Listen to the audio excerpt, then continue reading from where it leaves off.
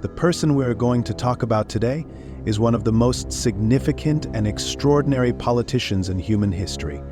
His path was far from a series of continuous victories. He often faced defeat, lost elections, resigned, and seemingly ended his career through political self-destruction. Unlike other politicians who promised their voters a utopian future, he offered only blood, toil, and tears. When his career appeared to be over and only a quiet life in the countryside lay ahead, fate entrusted him with a crucial mission during the darkest hour for Britain and the entire world. He alone was able to lead his country and guide it through the storm of war to victory. This is Sir Winston Churchill, journalist, artist, and Nobel Prize winner in literature, a man who even mobilized the English language for the fight against Nazism. Who was he? How did he become the person who changed the course of history? And how did he teach us never to give up? That is what we'll talk about today. Let's go back to the spring of 1940. It is May 28. In the Parliament building, the War Cabinet has been meeting for 3 days without a break. The room is filled with tobacco smoke. Around the table are party leaders, ministers, and 2 prime ministers, the former Neville Chamberlain, who stepped down recently, and his successor, 65-year-old Winston Churchill. The mood is grim because the news from Europe is terrifying. France is defeated and Paris is about to fall. British troops are trapped near Dunkirk and their destruction seems inevitable. Belgium and the Netherlands have capitulated, and Denmark and Norway have been occupied. Should the fight continue despite the loss of allies and the overwhelming strength of the German military machine? Does it make sense to send British soldiers and sailors to certain death? The Foreign Secretary, Lord Halifax, reports that a proposal has come through diplomatic channels from Mussolini. Italy is ready to act as a mediator in negotiations with Germany. It seems clear that this offer is not from Rome, but directly from the Führer. Halifax, Chamberlain, and others present believed that the proposal should be accepted. France had not yet suffered a final defeat, and more or less acceptable terms could be negotiated for England. Yes, it would have to cede some colonies, reduce the army and navy, but the British land would remain inviolable, and hundreds of thousands of lives would be saved. In May 1940, Britain was closer than ever to ending resistance. Rational arguments said that it was the only right move, and most of the country's influential politicians were inclined to accept Mussolini's offer and begin negotiations with Hitler. All but one, Winston Churchill. According to the minutes of the meetings, he shouted and lunged at his opponents like a lion. That day he made a fiery speech, which ended with the words, "If the history of our island must end, let it happen only when each of us lies on the ground, choking on his own blood." Churchill managed to turn the tide in just a few days, gaining the support of ministers, parliament, and citizens. The British Empire continued to fight, and over the next year remained the only country to stand up to Nazism, until Hitler's attack on the USSR. What would the world have been like if it had not been Churchill at the head of the government? If Germany, spared the threat in the West and retaining the 1,000 aeroplanes lost in the Battle of Britain, had unleashed its full might on the Soviet Union? Would the Red Army have been able to stop the Wehrmacht at Moscow and Stalingrad, without Lend-Lease and Arctic convoys? We can only speculate. However, history has turned out differently.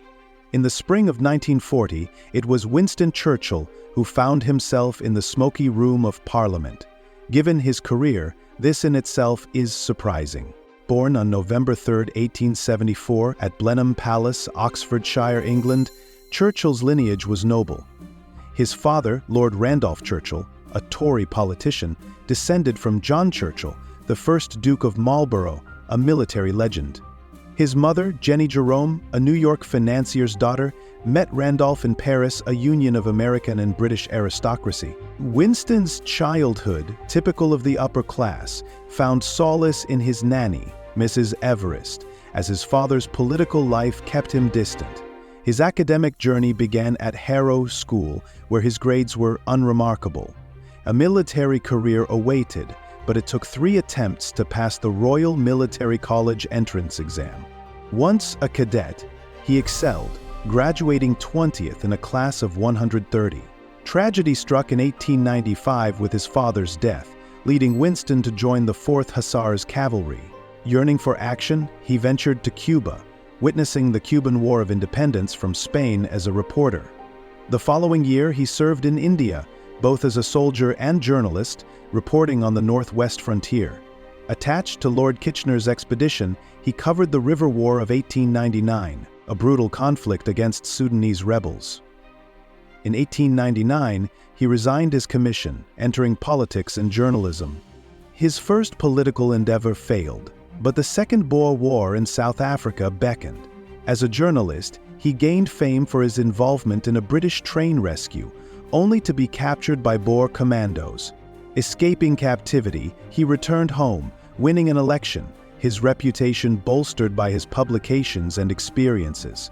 In 1905, he opposed anti-Jewish immigration, welcoming Jewish immigrants. Churchill's star rose, and on October 21, 1911, he became the First Lord of the Admiralty, a role he held during World War I. He believed labor strikes were anti-government, personally overseeing the crushing of miners' strikes. A staunch anti-Turk, he advocated for the Dardanelles expedition, a strategy to break the Western Front's stalemate. The Gallipoli campaign, under his watch, ended in disaster, and he faced blame for the failure. Accused of not sending capital ships to support ground forces, he was labeled incompetent and demoted.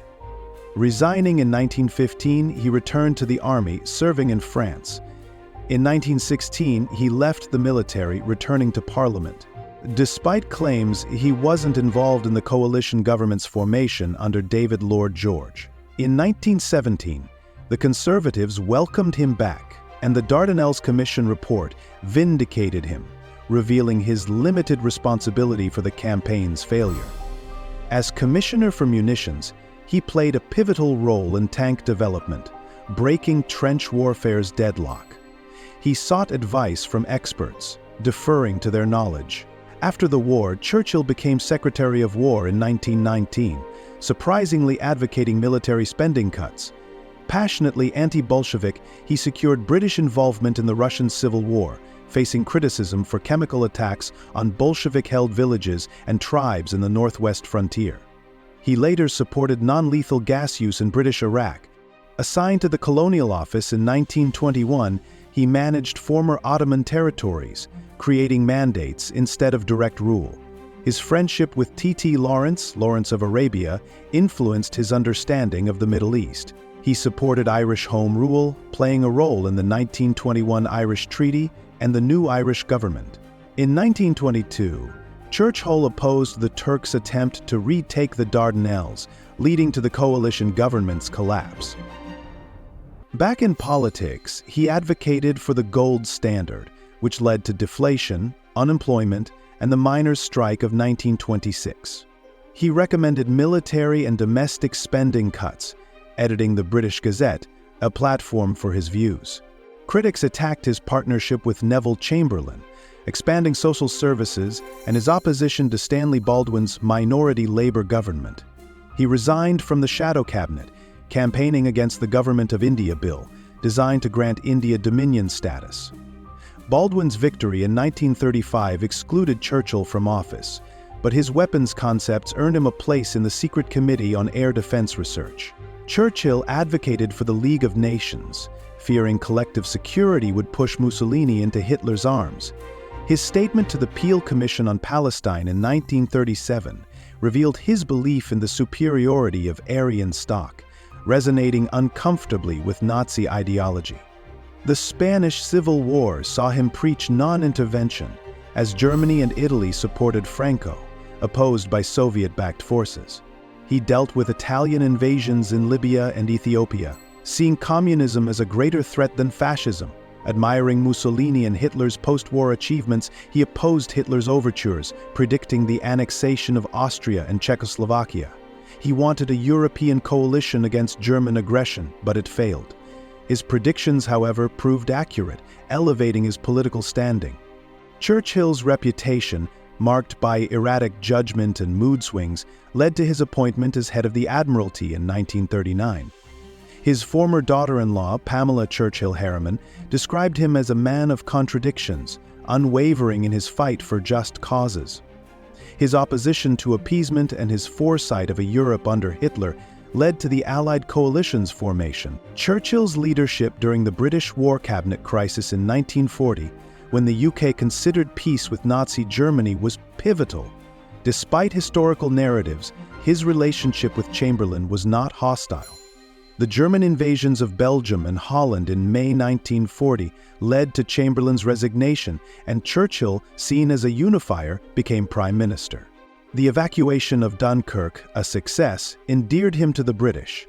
However, his decision to destroy the French fleet at Mers el-Kebir damaged Anglo-French relations. He increased Commonwealth presence in the Balkans and Eastern Mediterranean, facing criticism after the fall of Yugoslavia, Greece, and Crete. The Battle of Britain, though, bolstered his image, silencing critics. Quote, Churchill's focus on bombing Germany, the evacuation of Crete, and the Middle East and North African campaigns drew mixed reactions.